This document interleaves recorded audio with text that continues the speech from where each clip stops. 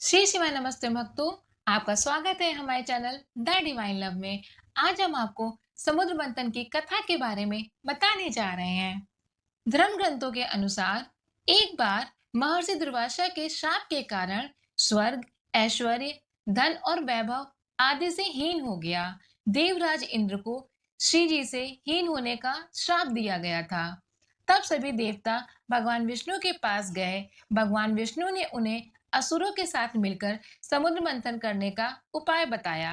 उन्होंने कहा कि समुद्र मंथन से अमृत निकलेगा, जिसे ग्रहण कर तुम अमर हो जाओगे। यह बात जब देवताओं ने असुरों के राजा बलि को बताई तो वे भी समुद्र मंथन के लिए तैयार हो गए। भगवान विष्णु, ब्रह्मा और महेश के निर्देशन में क्षीर सागर को मथा गया था। यह मंथन देवताओं और दानवों द्वारा किया गया था। वासुकी नाग की नेति बनाई गई और मंदराचल पर्वत की सहायता से समुद्र मंथन किया गया, जिसके एक छोर पर सभी देवतागण उपस्थित थे और दूसरी ओर कमान दानवों ने संभाली हुई थी। लेकिन गहरे जल में मंदराचल डूबने लगा। इस समस्या को दूर करने के लिए भगवान विष्णु ने कश्यप का अवतार धारण किया और मंदराचल को आधार दिया। समुद्र मंथन के दौरान 14 रत्न उत्पन्न हुए थे। पहला, विष। समुद्र मंथन से सबसे पहले जल का हलाहल विष निकला, जिसकी ज्वाला बहुत तीव्र थी। हलाहल विष की ज्वाला से सभी देवता तथा दैत्य जलने लगे और उनकी चमक फीकी पड़ने लगी। इस पर सभी ने मिलकर भगवान शिव जी से प्रार्थना किया।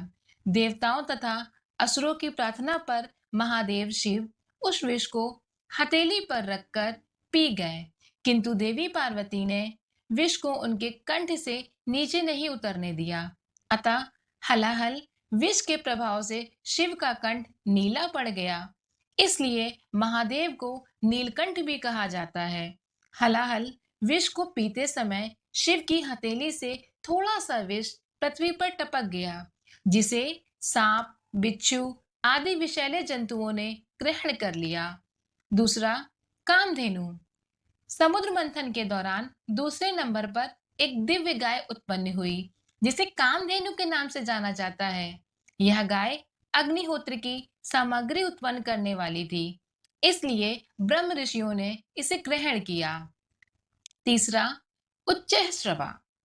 समुद्र मंथन के दौरान उत्पन्न हुए इस सफेद रंग के अश्वों को घोड़ों का राजा कहा जाता है। इसे असुरों के राजा बलि ने अपने पास रख लिया। चौथा, एरावत। यह सफेद रंग का हाथी था, जिसके 4 दांत थे। इस हाथी की चमक कैलाश पर्वत से भी अधिक थी। इसे देवराज इंद्र ने अपना वाहन बना लिया। पांचवा, कौस्तुभ मणि। समुद्र मंथन में 5वें क्रम पर कौस्तुभ मणि उत्पन्न हुई, जिसे भगवान विष्णु ने अपने हृदय पर धारण कर लिया। छठवां, कल्प वृक्ष। इस वृक्ष को कल्पद्रुम एवं कल्पतरु भी कहा जाता है। इच्छा पूर्ति वाला एक दिव्य वृक्ष है। इसे देवताओं ने स्वर्ग में स्थापित कर दिया। सातवां, रंभा। समुद्र मंथन के दौरान रंभा नाम की एक अप्सरा उत्पन्न हुई, जो ब्रह्मांड में सबसे सुंदर नारी मानी गई। उसकी चाल मन को लुभाने वाली थी। ये भी देवताओं के पास चली गई। आठवां, देवी लक्ष्मी। धन की देवी लक्ष्मी भी क्षीर सागर से प्रकट हुई। असुर देवता, ऋषि आदि सभी चाहते थे कि लक्ष्मी उन्हें मिल जाए, लेकिन माता लक्ष्मी ने भगवान विष्णु का वरण किया। नवा, मंदिरा। मंदिरा अर्थात वारुणी की उत्पत्ति समुद्र मंथन से हुई थी। भगवान की अनुमति से दैत्यों ने इसे ग्रहण किया। 10वां, चंद्रमा। पौराणिक मान्यताओं के अनुसार चंद्रमा की उत्पत्ति भी समुद्र मंथन से ही हुई थी। चंद्रमा को भगवान शिव ने अपने मस्तक पर धारण कर लिया। 11वां, परिजात पुष्प। समुद्र मंथन से परिजात वृक्ष निकला। इस वृक्ष की खासियत यह थी कि इसे छूने से थकान मिट जाती थी। यह भी देवताओं के हिस्से में गया। 12वां, 5 जन्य शंख। समुद्र मंथन के दौरान उत्पन्न हुआ 5 जन्य शंख विजय का प्रतीक माना जाता है। यह शंख श्री विष्णु को मिला। 13वां, धन्वंतरी। समुद्र मंथन से सबसे अंत में भगवान धन्वंतरी अपने हाथों में अमृत कलश लेकर निकले।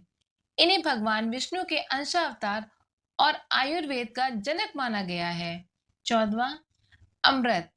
समुद्र मंथन से प्राप्त हुआ अंतिम रत्न अमृत था। इसके निकलते ही देव दानवों में इसे ग्रहण करने के लिए झगड़ा होने लगा। तब भगवान विष्णु ने मोहिनी रूप धारण कर देवताओं को अमृत पान करवा दिया।